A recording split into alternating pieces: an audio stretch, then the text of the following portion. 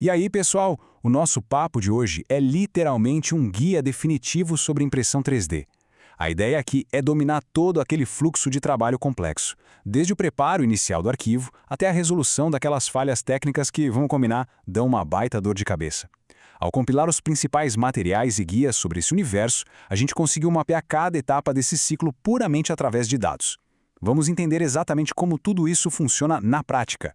Mas antes de colocar a mão na massa, pensem no seguinte: o que realmente separa aquela miniatura impecável, cheia de detalhes, de uma pilha triste de plástico derretido? A resposta não está em nenhum passe de mágica, viu? Ela está puramente numa compreensão metodológica, passo a passo, de todo o ciclo de impressão.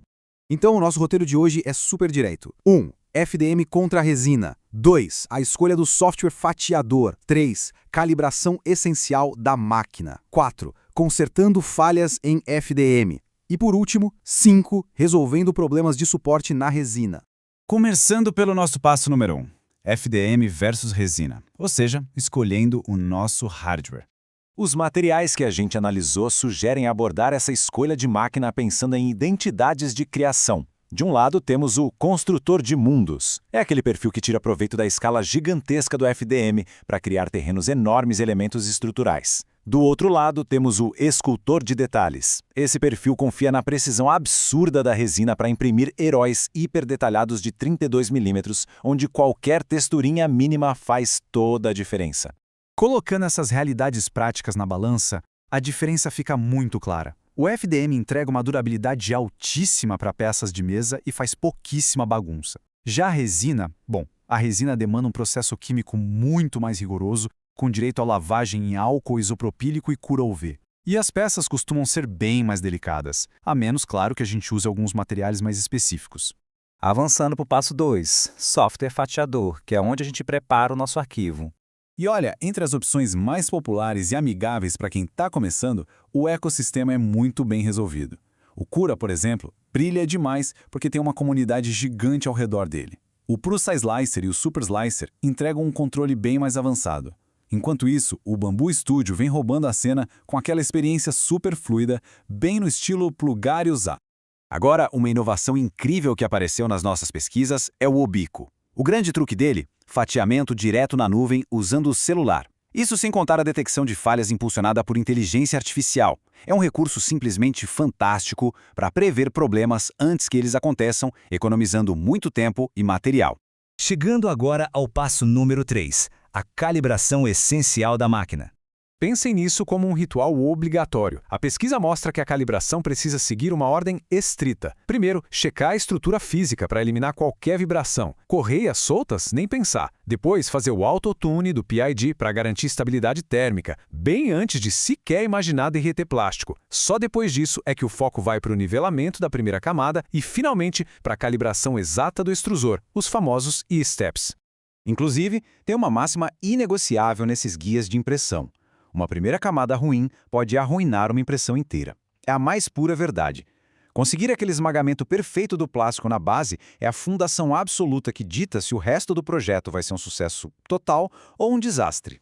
E é exatamente aí que entra o famoso e crucial Z-offset. Basicamente, é a distância vertical exata entre o momento em que o sensor da mesa apita e a ponta física do bico. Dominar esse conceito é o que permite adaptar a impressora rapidamente a diferentes superfícies sem precisar ficar fazendo aquele nivelamento manual chato o tempo todo. Seguindo para o ponto 4, como consertar as falhas em FDM. Todo mundo sabe como é frustrante quando a impressão dá errado, né? Mas a literatura sugere que a gente encare essas falhas não como desastres, mas como passos essenciais de aprendizado, ou até como destroços de batalha para colocar no cenário de RPG.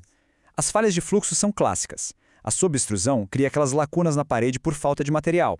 Já a sobreextrusão causa um excesso visível ou aquele indesejado pé de elefante na base da peça. E olha que interessante, as fontes apontam que revisitar a calibração do multiplicador de fluxo e dos A-steps resolve a imensa maioria desses BOs. E quem nunca sofreu com o temido stringing, né? Aqueles fiapos de plástico bem fininhos que ficam cruzando os espaços vazios da miniatura, parecendo teia de aranha. O diagnóstico das fontes é claro.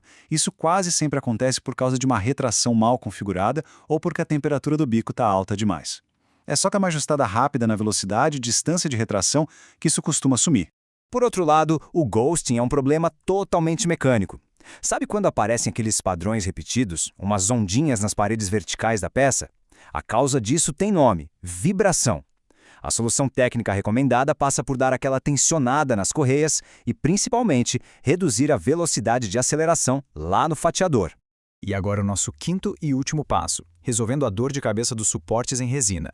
Na resina, as peças não desabam no fundo do tanque por acaso.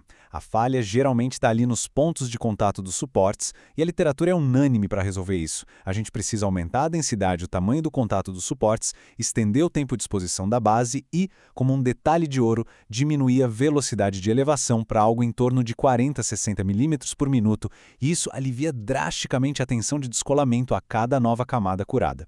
E, gente, um aviso absolutamente vital. Os materiais consultados levam a segurança química muito a sério. Manusear a resina exige um protocolo profissional. Isso inclui usar luvas de nitrilo para qualquer contato com a pele, garantir uma ventilação contínua e ativa no ambiente e montar uma zona úmida totalmente dedicada para fazer a lavagem. O objetivo é conter tudo num lugar só e evitar qualquer contaminação externa do ambiente. Não dá para vacilar com isso. Bom, com a máquina super calibrada e com todo esse conhecimento técnico na manga para contornar qualquer falha, a grande pergunta que fica para a gente encerrar a nossa análise é: que tipo de criadores estamos nos tornando? Que tipo de legado a gente vai construir nas nossas mesas de RPG e nos nossos dioramas daqui para frente? A tecnologia já está madura e acessível. Agora o próximo passo é puramente transformar todo esse plástico e essa resina em arte.